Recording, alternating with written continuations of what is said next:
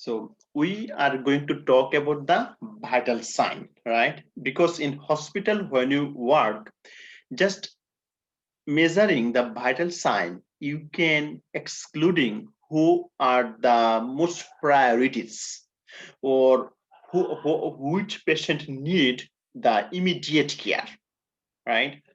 So vital sign include the heart rate, respiratory rate, blood pressure, and temperature. So some books said the pain is also the vital sign. But here we are going to focus about these four terminology: heart rate or pulse rate, then respiratory rate, blood pressure, and temperature. So the heart rate, the normal heart rate are the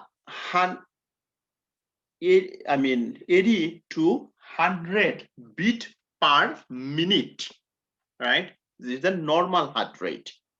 So I said, when you go to check the normal heart rate, definitely you have to count the heart rate, and also you have to check the character of the heart rate or pulse rate.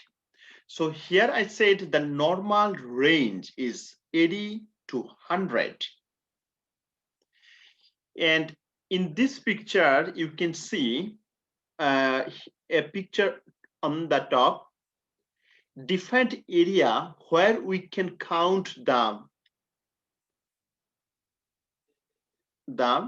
pulse rate, right? Like the temporal artery, one over the temporal bones, carotid artery in the neck, and we can count the pulse in brachial artery or radial artery, also femoral artery in the lower extremities, popliteal arteries or posterior tibial arteries or dorsalis pedis. So in this picture showing the different site where we can count the pulses or pulse rate, right? So Nclex board sometimes asks the question, what is the radial pulse, what is apical pulse, and what are the pulse deficit? Simply, apical pulse means if you count the pulse over the heart or apex of the heart is called apical pulse. So apical pulse we have to take at the fifth intercostal space at the mid clavicular line. So you see this is the site just below the nipple. It is the fifth intercostal line and mid clavicular. If the patient has a regular pulse, mean for regular pulse we have to count for 30 seconds and then multiply by 2. If your patient has an irregular pulse, or if the patient is taking cardiac medication, we count for full minute. So many books are agree with you. When you count the apical pulse, you should count for 60 seconds or full minute. If you Nclex board asks a question, how long you have to count the apical pulse, answer should be 60 seconds or 1 full minutes. Then go for radial pulse. So radial pulse, take on the thumb or thumb side. You see the thumb in the picture? Thumb side on the wrist. For regular, if the patient has a regular pulse, count for 30 seconds and multiply by 2. For irregular pulse, count for full minute. Sometimes Nclex would ask, what are the pulse deficit? Pulse deficit means the difference between apical pulse rate and radial pulse rate. Let me explain more. Like you count the apical pulse over the heart and you got 96 beat per minute. And when you count the radial pulse, you got 86 beat per minute. So what are the difference between apical pulse rate and radial pulse rate? It is 10. 96 minus 86, 10. So 10 is the pulse deficit. Now I'm going to talk about the character of the pulse, right? So before to go the character of the pulse, here you can see the rate, the normal pulse rate or apical pulse rate is 60 to 100 beat per minute. If it is less than 60, it's called bradycardia. If its heartbeat is more than 100, we talk tachycardia, right? If the respiratory rate is less than normal, we say bradypnea. If the respiratory rate is more than upper limit, it is called tachypnea. So the character of the pulses during measurement, or count down the pulse, we have to check the rate, rhythm, equality, and strength. Like 60 to 100, this is the rate. So normal range for adult, it is 60 to 100 beat per minute. In case of infant, it is 120 to 160. So here you can see the vital sign across the lifespan. So infant, newborn, the heart rate is more than the adult. So the pulse rate in case of adult, it is 60 to 100 or 50 to 100 beats per minute.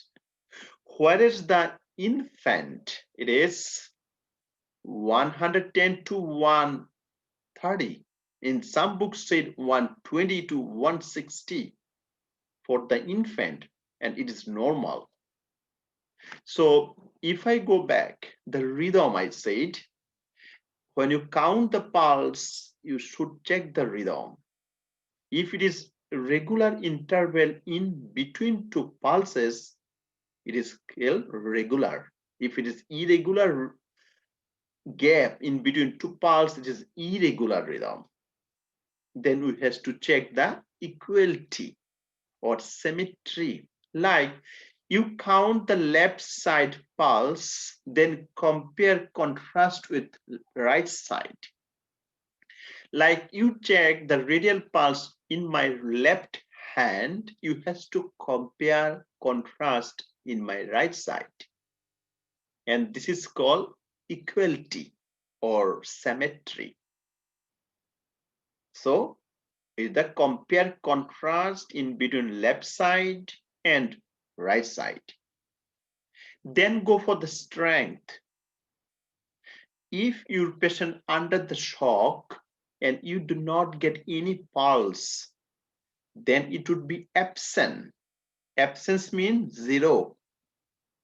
1 plus means you found the pulse, but it's very weak or diminished.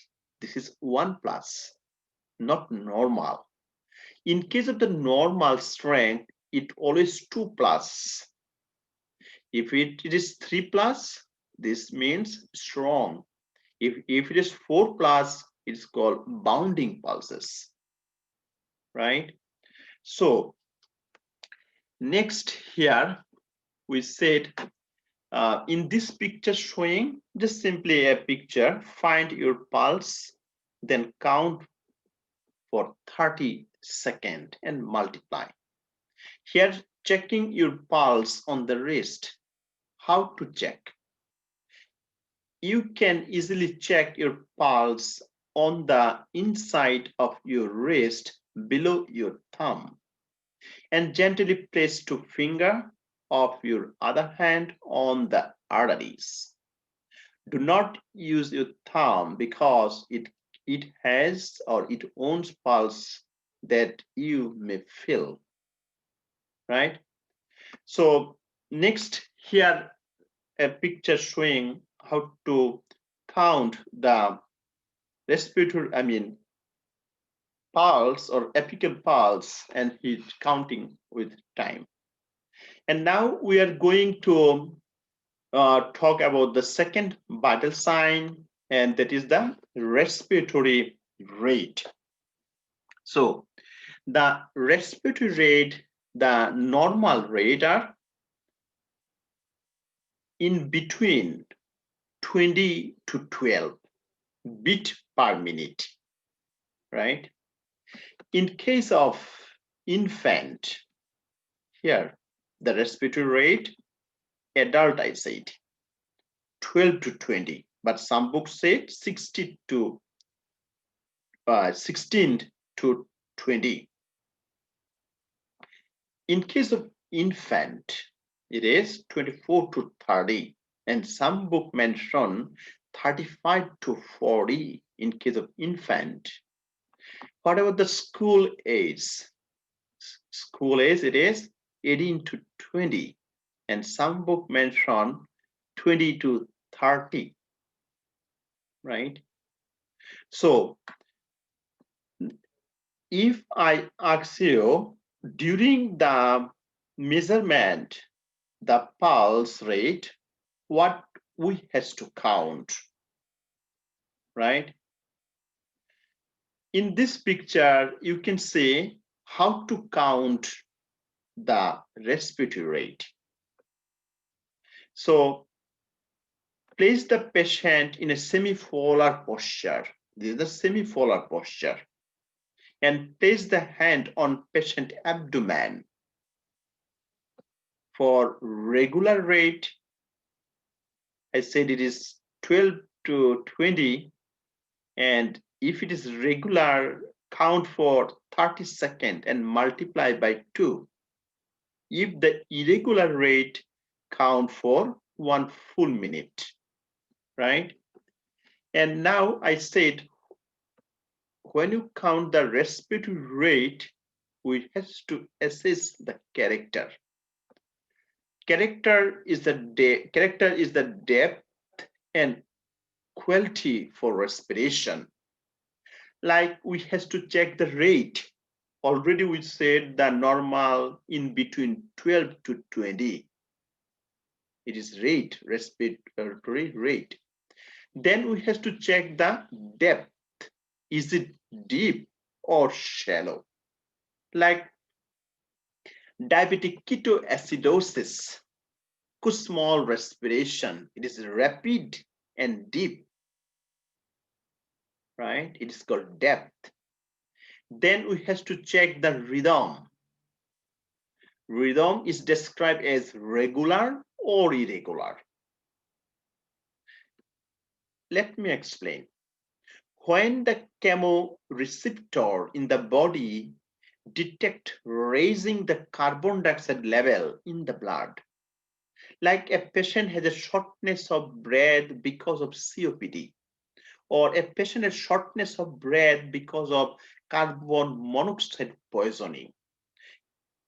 If a patient has shortness of breath because of lacking of oxygen, right, and that all of scenario, the carbon dioxide level go up. And when the carbon dioxide level go up, the respiratory control center in the brain increase the respiratory rate. So rhythm is important to count, right? So next here, little bit terminology about respiration, like what is ventilation, what is diffusion, what is perfusion, or when increase the respiratory rate and when decrease